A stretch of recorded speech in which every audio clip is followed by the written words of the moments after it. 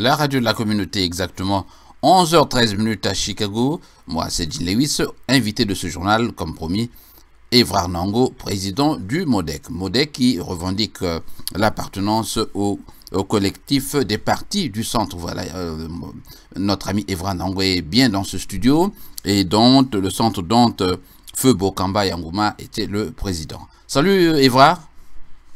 Oui, bonsoir.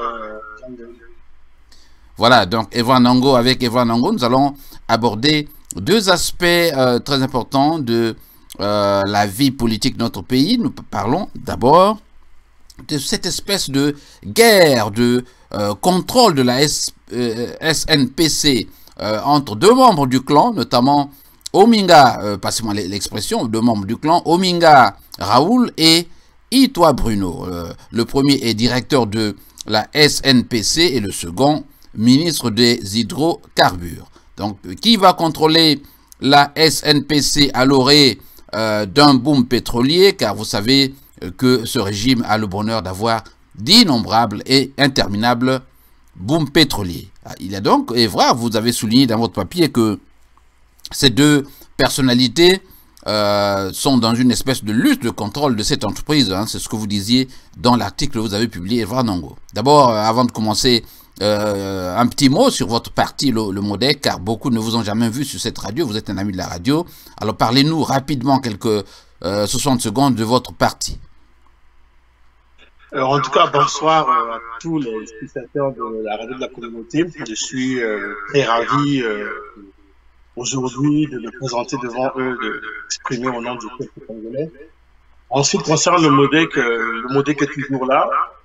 Vous voyez toujours que nous sommes là en train de travailler. On continue à travailler, à préparer l'avenir pour un Congo meilleur.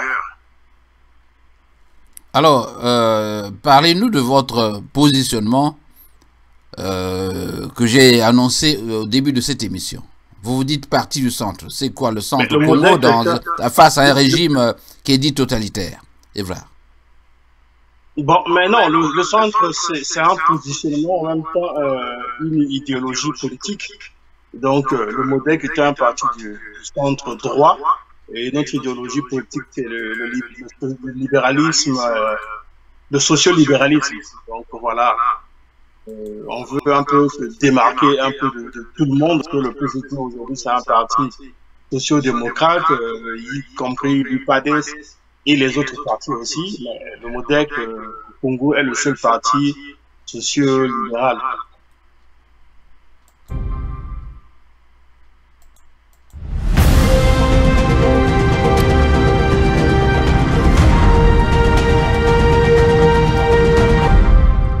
Retour sur ce plateau avec notre ami Évrard Nango, exactement 11h16 à Chicago, 18h16 à Paris, c'est notre heure de référence. Alors, Évrard, nous allons commencer par parler de ces deux frères du Nord, donc d'Oyo, qui se disputent le contrôle de la SNPC. Alors, parlez-nous un peu de cette entreprise, Évrard. Bon, en fait, il y a au lendemain de la guerre de 97, bon, déjà avant même la guerre, on avait déjà pensé de créer une société de pétrole, comme le Sonatrach en Algérie. C'était le président Lissouba et le ministre Koukébéné qui étaient les architectes de ce projet. Quand ils sont partis et que le président Sassou est venu au pouvoir, il a repris l'idée de Koukébéné. Ils ont mis en place la Société nationale des pétroles du Congo. Ils devaient commercialiser le brut du Congo et voilà, faire en sorte que le secteur pétrolier dans notre pays puisse se développer. Et le directeur, celui qui a managé cette société au départ, c'était Bruno Itoi. Après, il a nommé ministre, il est devenu ministre dans le gouvernement et il y a eu d'autres. Bon, ce qui se passe aujourd'hui, c'est une guerre que le ministre Bruno Itoi vient de lancer une cabale contre Raoul Ominga, qui est l'actuel PDG, parce que voilà, il veut outrepasser. ses prérogatives. Le ministre, parmi ses prérogatives, c'est d'orienter et de contrôler les entreprises sous tutelle. La SNPC étant une entreprise sous tutelle, mais c'est pas au ministre de gérer la SNPC. C'est ça le problème. Orienter et contrôler n'est pas synonyme de gestion.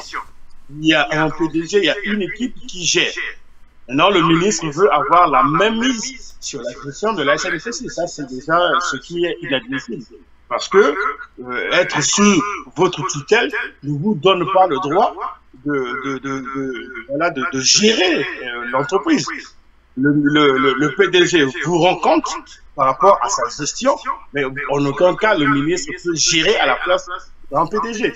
Alors parlons, nous savons que personnellement. Parlons maintenant des griefs. Qu'est-ce qu'on reproche à monsieur Itoa? Est-il là en train de forcer, par exemple, des nominations ou de mettre la main dans la caisse de l'entreprise? Qu'est-ce que concrètement on peut reprocher à cet Itoa avant que nous n'arrivions à cette histoire de pasteur, parce que vous avez carrément tout mélangé dans votre papier, hein, jusqu'à convoquer son passé ou son appartenance à une certaine église. Alors qu'est-ce qu'on reproche à Itoa, qui vient fourrer son nez dans les histoires de la SNPC? Mais ce qu'on reproche à Itoa, c'est de chercher à mettre la même mise. Voilà, c'est comme s'il veut lancer une autre sur la SNPC. Alors que quand lui, il était directeur général de la SNPC, il a fait beaucoup de montages financiers. Voilà, donc c'est lui qui a commencé avec ces histoires de montage financier, de créer des sociétés écrans pour vendre notre pétrole. Voilà, donc nous avons toutes ces informations auprès des traders suisses.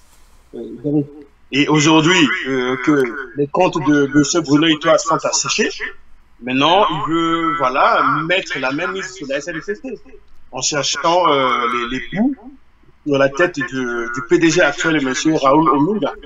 Donc, mais Raoul Ominga était lui-même déjà dans l'entreprise, non, du temps de Itoa, à l'époque? Ben, j'en sais rien du tout. Je pense pas qu'il était dans l'entreprise. Mais ce que nous reprochons à M. Bruno Itoa, c'est de chercher des poux sur la tête de M. Raoul Ominga, alors que les ministres, son rôle c'est orienter et contrôler, et son rôle c'est pas gérer.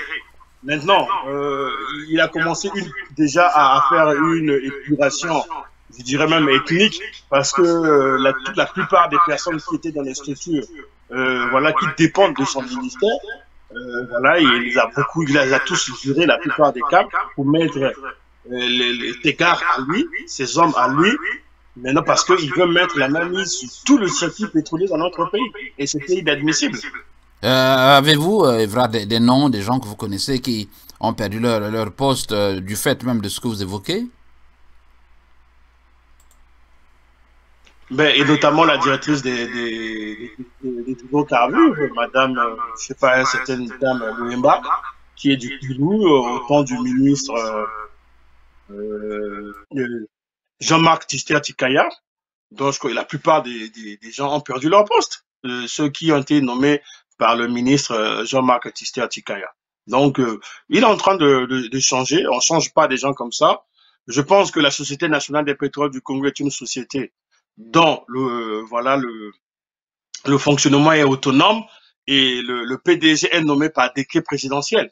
Donc, je pense qu'il n'y a que le président de la République qui c'est vrai que sur avis du ministre de tutelle, qui peut, s'il le veut, limoger le directeur général le PDG de la SNPC. C'est pas au ministre.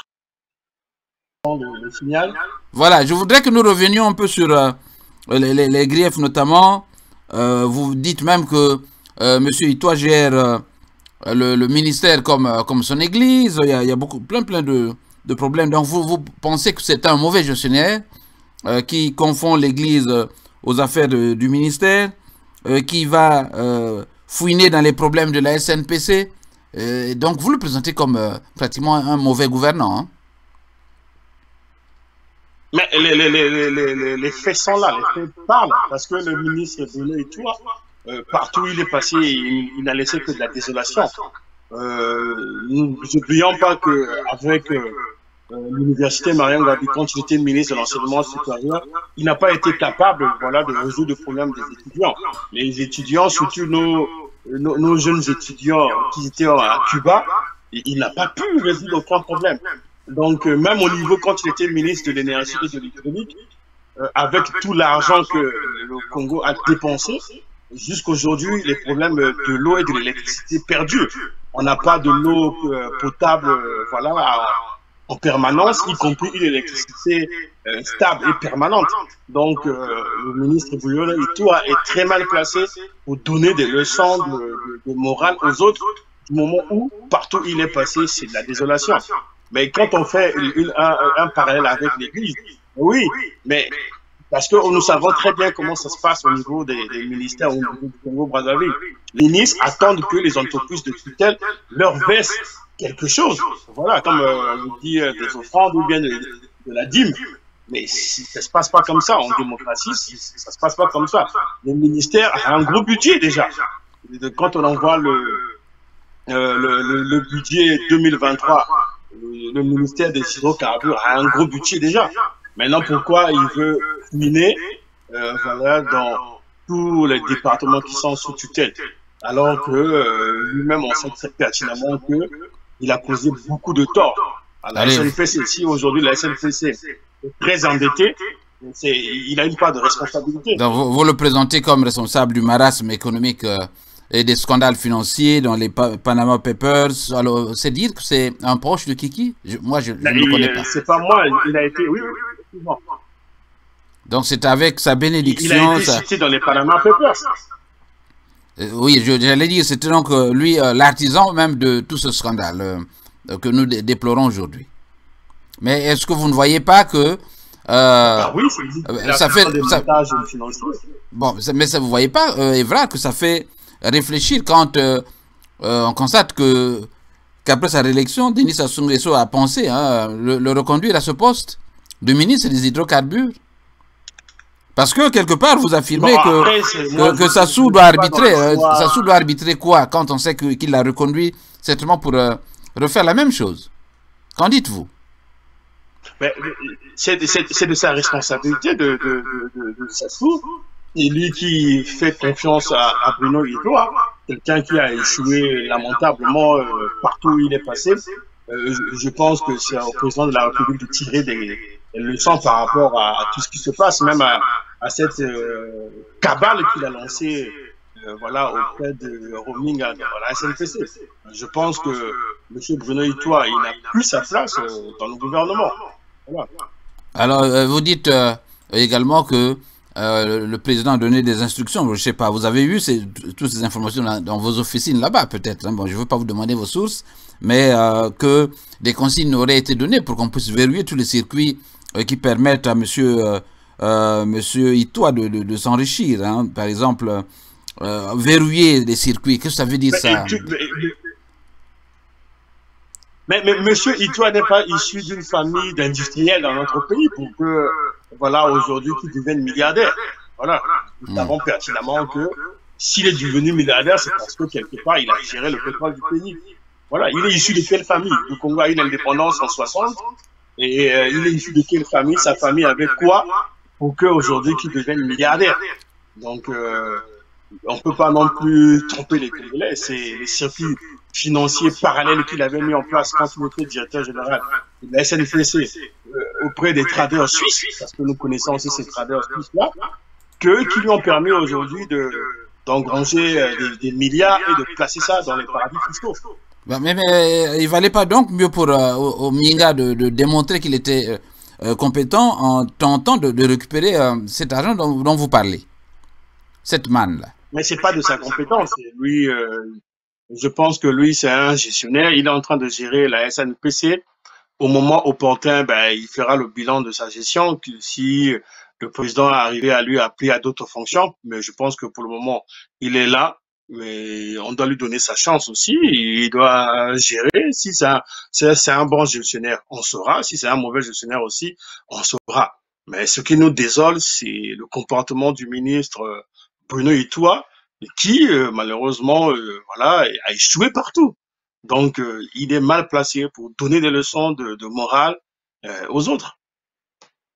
Je disais que c'est un véritable paradoxe, hein, ce que vous venez de dire, quand on sait que ce monsieur Ito a créé un scandale et qu'il est revenu aux hydrocarbures, et bénéficiant donc de la confiance de Denis Sassou Nguesso. Ça n'étonne personne, puisque là-bas, vous savez que vous pouvez voler, tant que vous ne touchez pas au pouvoir de Denis Sassou Nguesso, il vous laisse faire. Alors, pensez-vous qu'il va arbitrer la chose? Dans quel sens? Voudra-t-il démettre le ministre de tutelle ou le directeur général pour arrêter cette histoire? Parce que... mais en tout cas, je ne suis pas dans les secrets du président Denis Sassou Nguesso, mais moi, en tant qu'acteur politique, nous savons que le budget du Congo est voté quasiment par rapport aux recettes du pétrole. Aujourd'hui, nous constatons que le président arrive tant bien que mal à payer les salaires des fonctionnaires. Ça, c'est une très bonne chose, mais nous pensons aussi que... mais il n'y a pas que ça, il n'y a pas que ça, hein, Evrard, hein? Allô? Oui? Oui, il n'y a pas que ça. Les salaires, c'est quelque chose de normal, hein? Des gens qui sont payés pour le travail qu'ils... J'en viens, j'ai pas fini. J'ai pas fini d'étaler ma pensée, j'en viens. Bon, sorry. Le processus allez-y. Du développement du pays, n'est pas vraiment amorcé. Donc, il faudrait que le président accélère un peu par rapport au processus du développement du pays et de résoudre aussi le problème du chômage des jeunes et de la pauvreté. Donc, il en parle, mais sur le terrain, c'est pas ce que nous voyons. Bref, en ce qui concerne cette guerre, je pense que il faudrait que le président puisse arbitrer parce que on peut pas non plus diriger comme ça, dans ce climat de terreur que le ministre veut imposer auprès de la SNPC. Voilà. Eva Nongo, président du MODEC, invité du journal de la communauté de Jean Louis. Merci à tous ceux qui sont connectés. Exactement 11h31 à Chicago. Dans quelques instants, nous allons aborder la deuxième partie de cette émission. Mais Eva, je voudrais dire aux auditeurs que dans votre article, vous pensez qu'en filigrane, il s'agit du contrôle du boom pétrolier. En savez-vous quelque chose? Ce qui oppose donc Itoa à Ominga, c'est à l'orée du boom pétrolier. Mais effectivement, nous savons que non, il y aura un boom pétrolier vu le développement du gaz aujourd'hui, avec la pénurie de gaz au sein de l'Europe, avec la crise ukrainienne. Donc, la production du gaz du Congo va augmenter nécessairement. Et puis, avec la production du pétrole et le coût du baril du prix du pétrole, il y a un boom pétrolier en perspective en 2023. D'où, l'agitation du ministre Itoa qui veut à tout prix contrôler cela. Mais il est ministre des hydrocarbures, mais il n'est pas gestionnaire des entreprises sous sa tutelle. Voilà.